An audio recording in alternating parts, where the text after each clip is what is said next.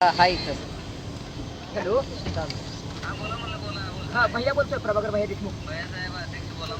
होय होय साहेब, आपले शेतकरी आलेत, कष्टकरी शेतकरी आपल्या दारात बसले. तिथं गव्हाणीत उड्या टाकून माझा शेतकरी 1 वाजल्यापासून असल्या उन्हातानात बसलाय. लेकर बाळ सोडून, जनावराला पाणी नाही, तहान लागलेली आहे जनावराला. त्याचा अभ्यास करा आणि किती वेळ बसवायचा अभ्यास करा. आणि 3,500 रुपये एक कारखान्याचा चेअरमन विठ्ठलचा गेल्या वर्षी अभिजित आबा पाटील काय म्हणजे गेल्या वर्षी 3,500 रुपये सगळ्या कारखान्याला दर देणं परवडते.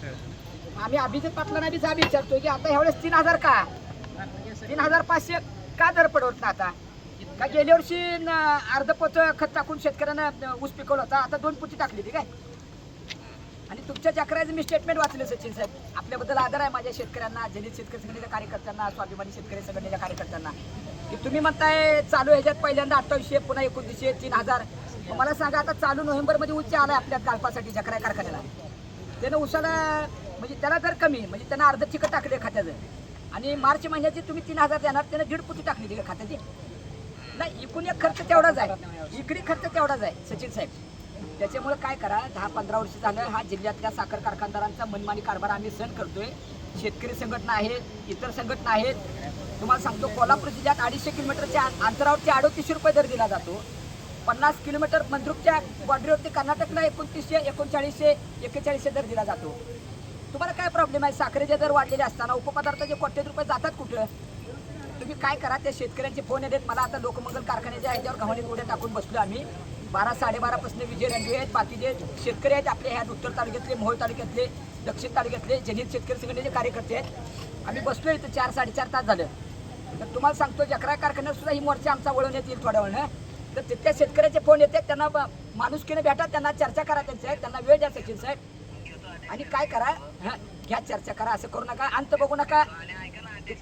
ऐका, भरपूर तुम्ही ऐका, सॅनिटायझरचं कंपनी तुम्ही करून भरपूर पैसे मिळेल, देवानं तुम्हाला भरपूर दिलेला आहे. सोन्याचा धूर निघतोय आपल्या घरातनं साहेब. आणि तुम्ही हेलिकॉप्टरनं फिरावं, आम्हाला आनंद वाटतो. आणि खालनं आम्ही हात करावं तुम्हाला हेलिकॉप्टरनं जाताना.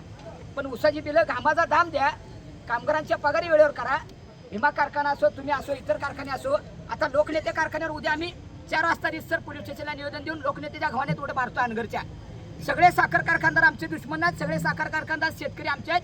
आणि शेतकरी तुम्ही कारखान्याचे जे चेअरमन आहेत ते पहिल्यांदा शेतकरी आहेत, नंतर चेअरमन आहेत सचिन साहेब. तुम्ही करून घ्या, त्यांच्या काय मागणी आहेत बघा.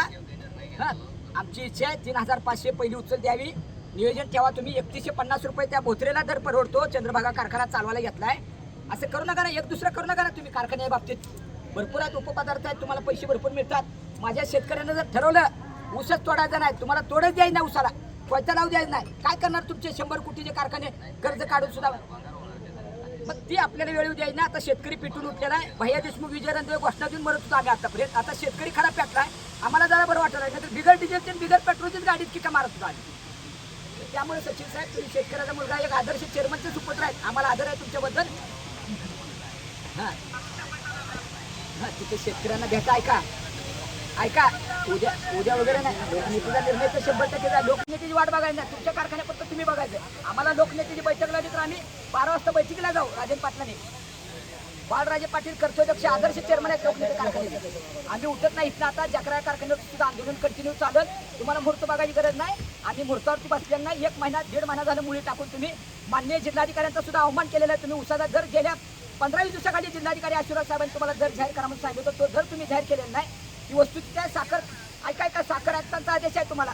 तुम्ही 1.5 महिना झालं. मला सांगा, किराणा दुकानदार पैसे घेतल्याशिवाय पुढे बांधत नाही सचिन साहेब.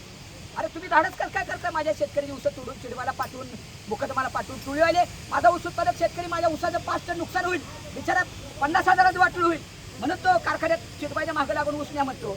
पण ह्याचा गैरफायदा तुम्ही घेऊ नका. आता शेतकरी शहाणा झालेला आहे, शेतकरी पेटून उठलेला आहे. तुम्हाला सांगतो, आता शेतकऱ्याने जिल्ह्यात ठरवलेलं आहे की 1,50,000चं नुकसान झालं तरी चालेल, पण आम्ही गव्हाणीतनं उठणार नाही. उसाच्या तुड्या आता 4 दिवसानं बंद करा म्हणून आम्ही गावोगावी आम्ही उसाच्या फळावर सगळ्या शेतकऱ्याला भेटायला. बरोबर आहे का शेतकऱ्यांना? जायचं नाही, उसाची तुडी बंद करायच्या 2 दिवसात, तुडी सुद्धा बंद करायच्या. तर सचिन साहेब, माझ्या कष्टकरी शेतकऱ्यांचं तिथं स्वाभिमानी शेतकरी संघटना आहे, रेत संघटना आहे, जनित शेतकरी संघटनेचे पिंटू पवार आहे, तिथं आमचा सागर सेलगर आलेला आहे. तिथं इतर कार्यकर्ते आले, त्यांचा मान राखा, चर्चा करा, त्यांना मार्ग काढून निर्णय जाहीर करून टाका. आपलं स्वागत करतो साहेब, हार घालून. सचिन साहेब, आम्ही वाट बघतोय. वेळ प्रसंगी आम्ही गोळ्या झेलू, पण उठणार नाही आम्ही इथून. करून घ्या, निर्णय घ्या तुमचा. आम्ही सन्मान करतोय. रिसर कारखाना चालू द्या. अजून कर्नाटकी ऊस पाठवण्यासाठी आम्ही प्रयत्न करू. पुन्हा ज्यादा 2 महिने तुमचा कारखाना चालवा. हां, चालेल.